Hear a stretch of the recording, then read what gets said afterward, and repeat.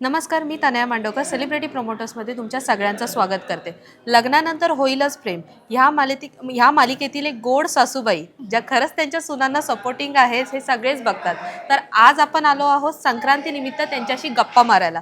चला तर मग त्यांच्याशी गप्पा मारूया. सगळ्यात पहिलं ताई, कशा आहात? मस्त मज्जेत. आणि संक्रांतीचा सण आलाय, मालिकेत सुद्धा ते चालू होईलच, तर त्याच्याबद्दल आम्हाला काय सांगाल? आपण सगळेच नेहमी काळ्या साड्या नेसतो, काळा पेहराव करतो, पतंग उडवतो, बरोबर. तिळगुळ करतो, गुळाच्या पोळ्या करतो आणि तसंच सगळं लग्नानंतर होईलच प्रेममध्ये सुद्धा होणार आहे. आणि आजच आमचा प्रोमो सुद्धा आलाय जिथे आम्ही पतंग उडवलेत आणि तो प्रोमो अर्थातच छोटासा आहे. याच्यापेक्षा दुप्पट मजा आम्ही सीनमध्ये केली आहे. अख्खा दिवस आम्ही गच्चीत होतो, पतंग उडवलेत. खूप ऊन होतं. गॉगल बिगल घालून चक्कूगिरी केली आहे मी आणि काव्यानी. पूर्ण मजा मस्ती अशी धमाल हो, केलेली आहे. खूप मज्जा मस्ती केली आहे.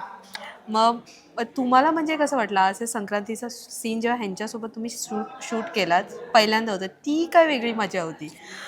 एकतर आमच्याकडे सध्या परिस्थिती अशी आहे की माझ्या दोन्ही मुलांच्या बायका वेगळ्या झाल्या आहेत आणि एक माझा मुलगा नाराज झाला आहे आणि दुसरी माझी सून नाराज झाली आहे. त्यामुळे ते कसे एकमेकांना पटवतायत आणि कसं त्यांच्यात एकमत होतं आहे किंवा परत प्रेमात पडतायत हा एक मोठा प्रश्न आहे आमच्या बरोबर. सगळ्यांपुढे. त्यामुळे काव्या इतकी पॉझिटिव्ह आणि काय दिलखुश अशी व्यक्ती आहे आणि तिच्या पाठीशी मानिनी आहे. हो. त्यामुळे मला इंटरेस्ट होता की सीन कसा लिहून येतोय आणि आम्ही काय नक्की करतोय.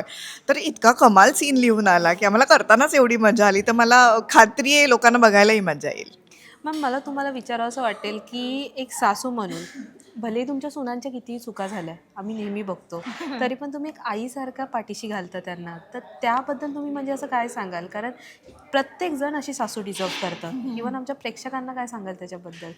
मला तर सगळ्या प्रेक्षकांच्या अशा रिॲक्शन्स येतातच, हो. एस्पेशली मुलींच्या, तरुण हो. मुलींच्या, की अशी सासू मिळाली तर आम्ही लग्न करायला तयार आहोत असं. पण मला काय वाटतं माहिती आहे, पर्सनली रुजुता म्हणून मला असं वाटतं की आता ज्या नवीन पिढीच्या सासवा आहेत त्या बऱ्यापैकी अशा आहेत आणि चौफेर विचार करतात आणि ज्या करत नसतील त्यांनी प्लीज असा विचार करा जसा विचार मानिनी देशमुख करते. आणि या मानिनी देशमुखच्या मागे माझा अभिनय तुम्हाला दिसतो, तो तुम्हाला आवडतो ह्याच्या मला आनंद आहेच आहे. पण या मानिनी देशमुखच्या मागे आमचे लेखक आहेत, आमचं चॅनल आहे आणि त्या सगळ्यांनी मिळून निर्माण केलेली ही मानिनी देशमुख आहे. आणि मला असं वाटतं की ती प्रॅक्टिकल आहे. आजची सासू अशीच असते. काय म्हणता येईल, किमान मला असं वाटतं की 60% घरांमध्ये अशी सासू आता असते. त्यामुळे हरकत नाही आहे आपल्या मुलांसारखाच त्यांचाही विचार करायलाच हवा. तरच त्या मुली कम्फर्टेबल होतील तुमच्या घरात बरोबर. आणि त्या स्वतःचं घर सोडून येतात यार तुमच्याकडे. त्यामुळे तुम्ही असंच वागवलं पाहिजे सुनांना, या मताची मी आहे. नाही, खरंच खूप छान. आणि जेव्हा म्हणजे आपण संक्रांत हा सण सेलिब्रेट करतो, तर माझं असं एक होतं की तुमची ती संक्रांतीची एखादी आठवण असेल तर, कारण तुम्हाला सुद्धा एक गोड मुलगी आहे आणि ती आम्ही सगळ्यांनी पाहिली आहे. तर तशी तिच्या गाडी किंवा तुमचा पहिला संक्रांत सण अशी काय आठवण?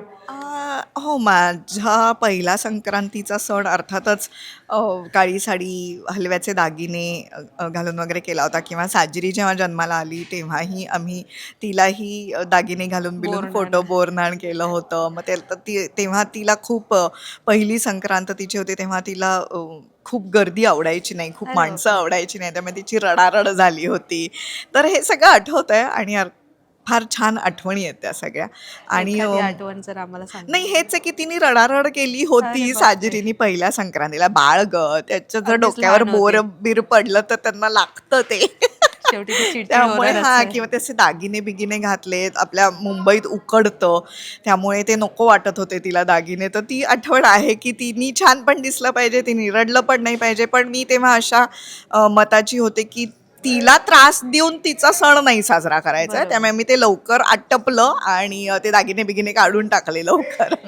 आणि जसे की मी बोलली तुम्हाला, ही आपली पहिलीच भेट आहे. मी इव्हन आपण फर्स्ट टाईम भेटतोय.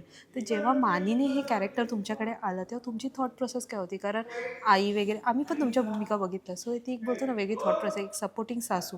मुलांना ओरडून ती सुनांची बाजू घेते. तर ते वेगळं होतं काय ते? तेव्हा तुमची थॉट प्रोसेस काय होती, की मानिनी ही अशी सासू आहे? मानिनी जेव्हा माझ्याकडे आली तेव्हा खरं तर ती अतिशय शांत अशी व्यक्तिरेखा होती. म्हणजे घरात शांतपणे ऐकून घेणारी, शांतपणे सगळं बघणारी, पण स्वतःचं स्वतःचं मत दर्शवणारी बरोबर. अशी मानिनी होती. आणि तेव्हा सुरुवात झाली तेव्हा काही सुना नव्हत्या ना, त्यामुळे सासू म्हणून ती कशी असेल हे मलाही माहीत नव्हतं. हो. तर ती घरातली एक शहाणी आई आहे, शहाणी सून आहे, शहाणी बायको आहे आणि सगळं सांभाळून ती नीट घर सांभाळते. पण जेव्हा सुना आल्या तेव्हाच मलाही कळलं, की मानिनी देशमुख ही सुनांपाशी एक चांगली सासू आहे. खरं. त्यामुळे मला करताना सुद्धा खूप छान वाटतं. ॲक्च्युली तुम्ही इवन इवन तुम्हाला पण एक गोड मुलगी आहे. सो तुम्ही जर समजा असं नाही बोलू शकत, एक सासू म्हणून एक जावयाला पण एक असतं. तसं तुमची काय थॉट की कसा मुलगा असावा? एक बापरे! बोलतो ना हां. नाही, नाही. हे काही ठरवण्याचा हक्क मला नाहीये नाही पण एक आजच्या असतं ना, जगात. थोडंसं आपण बोलतो ना, की काय माझ्या मुलीला सांभाळून घेणारा जावई हं. मिळावा, अर्थातच तिच्यावर प्रेम करणारा आणि त्या दोघांचा एकमेकांशी जमणारा आणि माझ्या मुलीला आवडणारा. एवढ्याच अपेक्षा आहेत, बाकी काही नाही अपेक्षा. नाही म्हणजे साध्या सोप्या अपेक्षा आहेत साध्या तुमच्या. सोप्या. त्यांनी आनंदी राहणं सगळ्यात महत्त्वाचं आहे. बरोबर. बाकी सगळ्या प्रॅक्टिकल गोष्टी येत जातात, पण त्यांनी आनंदी राहिलं तर तो संसार टिकतो आणि त्यांनी एकमेकांबरोबर आनंदी राहण्यासाठी त्यांनी प्रयत्न करायला लागतात. तर असा छान एखादा जावई मिळावा. वेळ आहे त्याला अजून, थांबा जरा. नाही जस्ट एक विचारलं मी. आणि परत जेव्हा म्हणजे काय बोलतो आपण, अजून आम्हाला मालिकेत काय ट्विस्ट अँड टर्न्स असे मिळालं का थोडंफार? काय सांगाल? आता एकतर आत्ताच ही जी हं. जुदाई असं आपण म्हणू ती झाली आहे, ती कधी एकदा ते दोघं एकत्र येतायत दोन्ही जोडपी, असं आम्हालाही झालंय आणि आमच्यातही फूट पडली आहे. कारण नंदिनी आणि जीवा वेगळीकडे आहेत. आत्ताच जीवा आलाय शूटला इथे या घरी, तेव्हा मीही त्याला सांगितलं, "ही तुझी मेकअप रूम आहे आणि इथे आपलं घर आहे" वगैरे. त्यामुळे आम्ही पण खूप कमी भेटतो. त्यामुळे खरंच आमची सुद्धा जुदाई झाली आहे. त्यामुळे हा एक मोठा टर्न असेल जेव्हा हे सगळे एकत्र येतील, घरात येतील आणि त्रास द्यायला आमची वसुहत्या आणि दोघी आहेतच. त्यामुळे रम्या आणि वसुहत्या काय करतायत, हा एक वेगळा ट्विस्ट आणि टर्न नेहमीच असतो आमच्यासाठी, की कुठल्याही क्षणी काहीही करू शकतात. त्यामुळे ते जरा थोडंसं घाबरून असतो आम्ही, पण बघूया काय होतंय. नाही खरंच. इव्हन तुमची मला ना बोलतो ना, अशी बरेच दिवस जेव्हा तुम्ही एकत्र काम करता, तेव्हा एक वेगळी छान अशी केमिस्ट्री तयार होते. ते एवढे दिवस तुम्ही आहात एकत्र. तर काव्य असू दे किंवा मृणालताई असू दे, जीवा आणि हे जे त्या लोकांबद्दल कशी ती केमिस्ट्री तयार झाली? आम्ही एकतर सगळे ना खूप लवकर जेल झालो एकत्र. आम्ही सगळ्यांनीच म्हणजे मी आणि संयोगिताने म्हणजे वसुताईंनी आम्ही काम केलं होतं आधी एकत्र.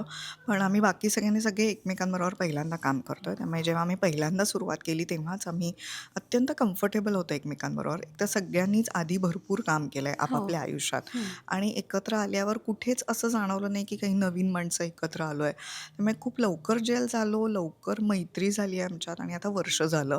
त्यामुळे आता मी म्हटलं तसं, की हे दोघं नाही आहेत, तर आम्ही मिस करतो त्या दोघांना आणि तशी धमाल मस्ती करत असतो आम्ही. पण त्याच्याच बरोबरीने आम्ही सीन वाचतो, सीनमध्ये कोणाला काही सांगावंसं वाटलं, तर ते उत्साहाने सांगतो. समोरची व्यक्ती ते ऐकते. म्हणजे जरी अनुभवी कलाकार असले, तरी आम्ही सगळे एकमेकांना सांगतो. आता चांगलं. अविदादा असला, हं. तर तो काही गोष्टी सांगतो, मी काही गोष्टी सांगते, वसवत्या काही किंवा ही तरुण मुलंसुद्धा आम्हाला सांगतात, काही ना काही की शिकायला मिळतं हां, त्यामुळे तो प्रत्येकाकडून. गिव्ह अँड टेक आमचा खूप चांगला आहे. नाही खरंच ताई खूप छान वाटलं तुमच्यासोबत गप्पा मारून. जाता जाता आमच्या प्रेक्षकांना काय सांगाल? तिळगुळ घ्या आणि कायम गोड गोड बोला बरं का. नाही, खरंच खूप thank you so thank you. Much मला वेळ दिल्याबद्दल. Thank you so